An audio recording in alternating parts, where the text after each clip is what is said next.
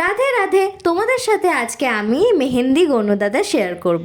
হ্যাঁ, মেহেন্দি দিয়ে কিভাবে একটা গনুদাদা তৈরি করবে সেটাই কিন্তু তোমাদের সাথে আমি শেয়ার করে দেব।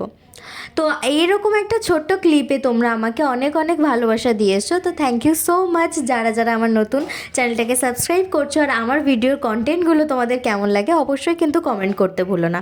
আর যারা যারা এরকম ইউনিক কাজ দেখতে চাও অবশ্যই দেবশ্রী আর্ট চ্যানেলটাকে সাবস্ক্রাইব করে বেল আইকনটা ক্লিক করে রাখো, যাতে সবার আগে আমার ভিডিও তোমাদের কাছে পৌঁছে যায়।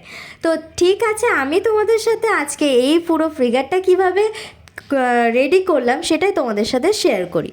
মেহেন্দি দিয়ে ফার্স্ট আমি একটু জলে তুলি দিয়ে গুলে নিয়েছিলাম মেহেন্দিটা, যাতে ওই শ্যাডোগুলো একটু প্রমিনেন্ট হয়, যাতে ফিগারটা দেখতে সুন্দর লাগে।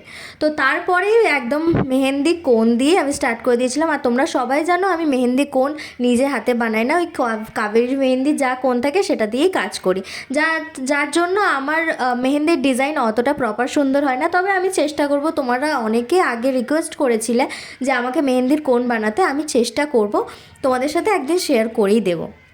তো গনু দাদাকে কেমন লাগছে অবশ্যই কিন্তু কমেন্ট করতে ভুলো না। আর বিভিন্ন আর্টের ভিডিও এই চ্যানেলে পেয়ে যাবে। যারা যারা আর্টের ভিডিও দেখতে চাও, যারা কেমন কি কন্টেন্ট চাও সেটা অবশ্যই আমাকে কমেন্ট করতে ভুলো না। আর গনু দাদাকে কেমন লাগছে অবশ্যই কমেন্ট করতে ভুলো না। টাটা সবাইকে।